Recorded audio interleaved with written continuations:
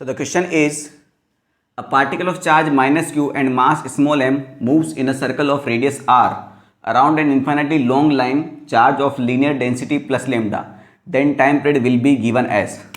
तो आपको बोला गया है कि भाई एक वायर है, प्लस लेमडा लिखा है, मतलब इसके ऊपर पॉजिटिव चार्ज है, ठीक है।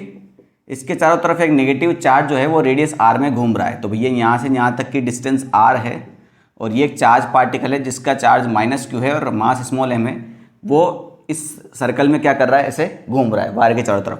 इसका टाइम पीरियड बताना है। देखिए क्वेश्चन करना कोई बड़ी बात नहीं है, एक चीज़ मैं आपको समझाना चाहता हूँ, वो समझिए। देखिए जब भी कोई ऑब्जेक्ट अगर सर्कल में घूम रहा है, समझिए, जैसे मान लीजिए यहाँ पर ये कोई पॉइंट है, अगर ये कोई मास है, कोई चार्ज है, कुछ भी है, अगर ये किसी के सर्कल में घूम रहा है तो इसके ऊपर सेंटर में क्या फोर्स लगता है बेटा, आपका सेंटीपिटल फोर्स लगता है। इस सेंटीपिटल फोर्स के दो फॉर्मूले होंगे, एक तो होगा mv² डिवाइड बाई आर या फिर होगा m⍵² r। जब आपको वेलोसिटी निकालनी होगी तब आप ये वाला लगाएंगे, जब आपको टाइम पीरियड निकालना है तब आप ये लगाएंगे, क्योंकि ओमेगा में 2π/t आता है, ये ओमेगा है, ठीक है। अब ये जो सेंटीपिटल फोर्स होता है बेटा, ये कब लगता है, जब कोई ऑब्जेक्ट सर्कल में घूम रहा हो।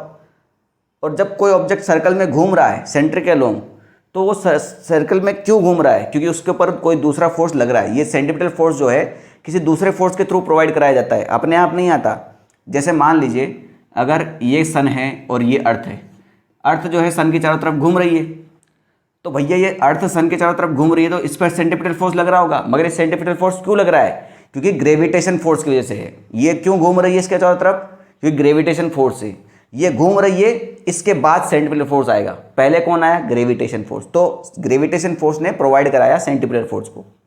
जैसे मान लीजिए आपने कोई रस्सी से कोई पत्थर बांध दिया जिसका मास m है और आप उस पत्थर को घुमा रहे हैं ऐसे रस्सी में, तो भैया ये यहाँ पर क्या होगा, जैसे ये घूमने लगेगी क्या होगा, सेंटीपिटल फोर्स आएगा। मगर वो सेंटीपिटल फोर्स किसकी वजह से आया, ये रस्सी को पहले अपन ने ऐसे करके घुमाया ना, तो पहले टेंशन आया, तो ये सेंटीपिटल फोर्स यहाँ टेंशन की वजह से प्रोवाइड होगा। अगर स्प्रिंग होती तो kx स्प्रिंग फोर्स की वजह से होता।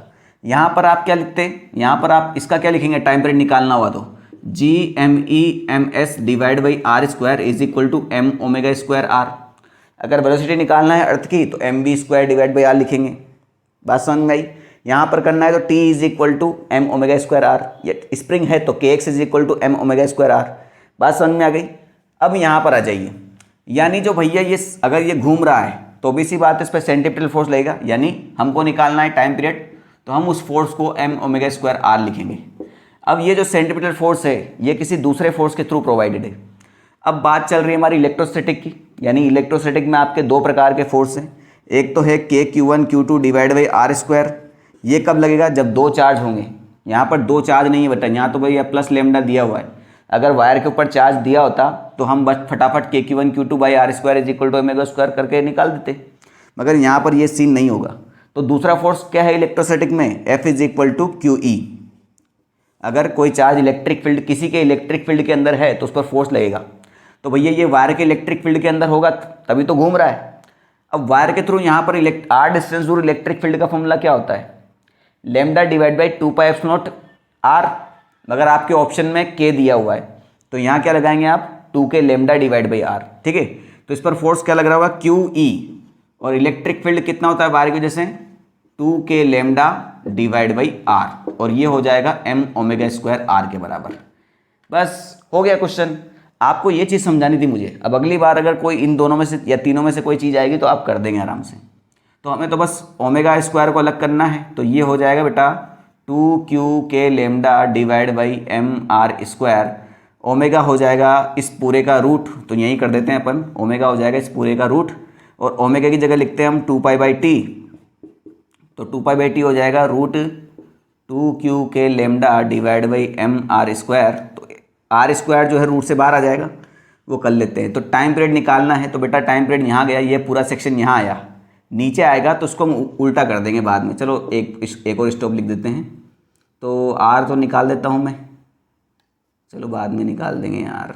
ये पूरा टर्म यहाँ लिख देंगे आप, 2q lambda divide by mr²। इसको उल्टा कर देते हैं बस, तो आपका आंसर क्या आ जाएगा, 2π और mr² ऊपर चला जाएगा, तो m और आर स्क्वायर में से भी आर मैंने बाहर निकाल लिया, ये डिवाइड बाय हो जाएगा 2q k लेमडा। यही आपका फाइनल आंसर है। ठीक है।